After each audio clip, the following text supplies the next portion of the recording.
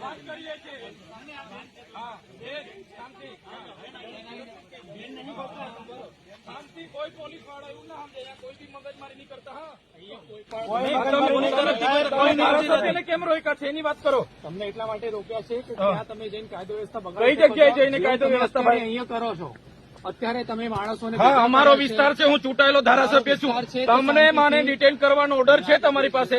હા, બતાવો. એનો ઓર્ડર ના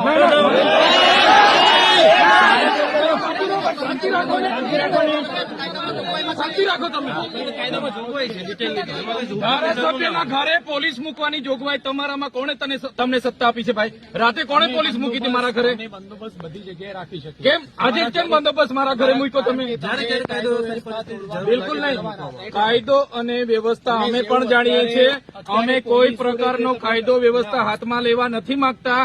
તમને હું રિક્વેસ્ટ કરું છું, તમારી વર્દીનું સન્માન કરું છું. સાંભળો મારી વાત. તમારા પીઆઈ અને પીએસઆઈ મારા પર ખોટી એફઆઈઆર કરી. તમે ક્યાં હતા? આ મંડળી ગેરકાયદેસર છે. તમે આ ટોળું ભેગું કર્યું છે, ગેરકાયદેસર છે. એટલે અહીંયા તમે કેમ તમે કેશો તેમ ચાલવાનું છે? કાયદો કેમ થશે? તમે મને અટકાવ્યા એટલે પબ્લિક આવી છે. કેમ મને રાત્રે અટકાવ્યા છે તમે?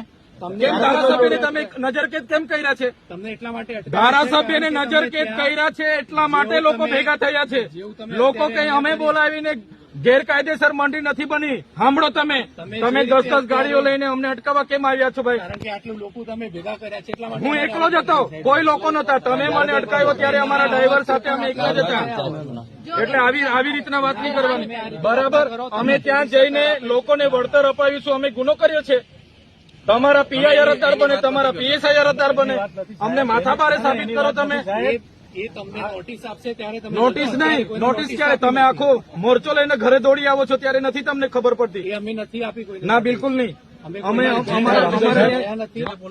નાના પોલીસને ટેપ પડી ગયેલી છે. પોલીસને ઉપરા છાપરી એફઆઈઆર કરો છો.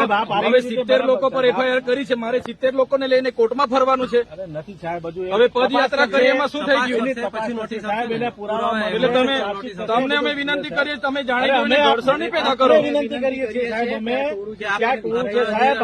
તમે કેમ હવે મને અહીંયા ઉચકી જવાની શું જરૂર પડી? ચાલો ને, મેં આવું છું પોલીસ સ્ટેશને. ચાલો આપનો વિસ્તાર છે, આપ બોલી શકો. તમે 2 એફઆઈઆર, તમારા પોલીસ અધિકારીઓ 2 એફઆઈઆર કરી, મને પૂરી દો.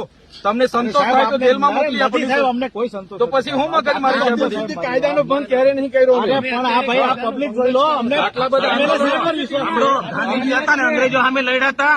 મીઠાનું સત્યાગ્રહ કર્યું તો પરમિશન નહોતી લીધી અંગ્રેજો પર. તમારા પર કેટલી વાર લેવાનું? એકાદ વાર આપો છો તમે. એટલે બધા શાંતિ રાખજો. મીઠાનું સત્યાગ્રહ પરમિશન નથી લીધું. ભણેલા હોય તો વાંચી લેજો. હજુ તમે પોલીસની ગાડીમાં સાહેબ આવી જાઓ, પ્રેમ ચાલતા આવી શકો પછી. હું ઉભા કરો છો?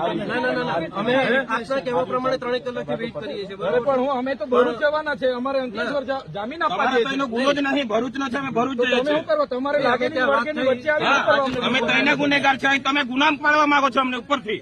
બીજી હજુ એક ફરિયાદ કરવા માંગો છો. અમને ઢીલા પાડવા માંગો છો. તમે ભાજપના ઝંડા પહેરી લઈ આવો. તમે તો સાચી વાત છે. આ વર્દી નહીં સોંપતી. એજન્ટ તરીકે કામ કરો તો તમારા જ માણસો છે. કાયદો વ્યવસ્થા અહીંયા કેમ વર્ષોથી રેલીઓ કરી છે. આજે કેમ પરિસ્થિતિ ઉભી થઈ? છે. તમે એમને કહો શાંત થાય ને. પરિસ્થિતિ કેમ ઉભી કરી? તમે કેમ આ રસ્તે આવીને મને રોકવાની શું જરૂર પડી?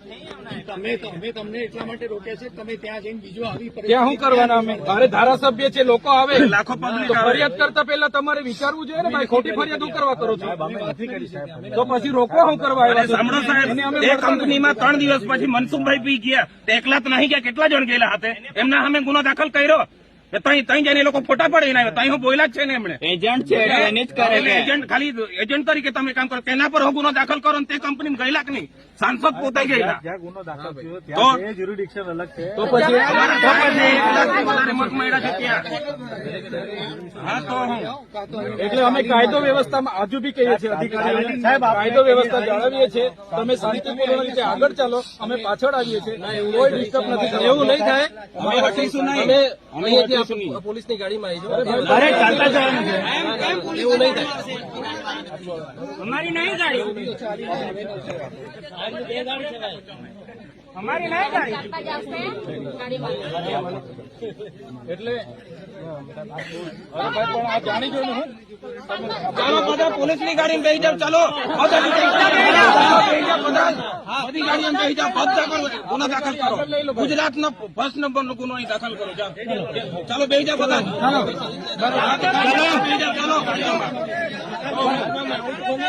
પોલીસ અધિકારીઓને વિનંતી કરીએ છીએ અમારા કોઈ પણ કાર્યકર હાથે પછી જીભા જોડી કે માહોલ પેદા માહોલ બગાડવાની કોશિશ નહીં કરો. તમે સપોર્ટ કરતા હોય તો અમે છે જ નહીં યાર. આ તો આટલા 3 કલાકથી વાટાઘાટો કરીએ છીએ. હવે અમે એ જ કહીએ છીએ કે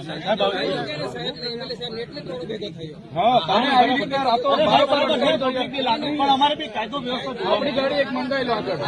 આપણી ગાડી સાહેબની ગાડીમાં આવે એમની ગાડી અરે સાહેબની ગાડી છે હવે નવી જીપ પકડી સાહેબ શાંતિ તમે. રાખજો. ગાડીમાં કીધું હવે નવી જીપ પકડી ગાડીમાં ગાડી હોય તો બેસી ગાડીમાં નહીં તો બધા ત્યાં ગાડીમાં બેસવા તો તૈયાર થઈ જશે. ત્યાં બધા પોલીસ સ્ટેશને આ પોલીસ સ્ટેશને આવશે, બહાર ઉભા રહેશે. ત્યાં કોઈ સૂત્રોચ્ચાર કે કોઈ બીજી જીભા જોડી નથી. બરાબર છે? ના ના અંદર આવશે ને ગેટ રોડ પર ક્યાં ઉભા રહેશે? પ્રાંત કચેરી છે મામલતદાર કચેરી. ગેટ નહીં બંધ કરતા ત્યાં. ચાલો આપણી ગાડી મંગાવી લો સાહેબની ગાડી મંગાવી લો. હવે કોઈ જીભા જોડી ઘર્ષણ કરવાની જરૂરત નહીં સાહેબ. બરાબર. અને કોઈ પોલીસ અધિકારી, કોઈ આગેવાન, કોઈ લીડર સાથે ઘર્ષણ નહીં પેદા કરે. સાહેબ તમારી ગાડીઓ આગળ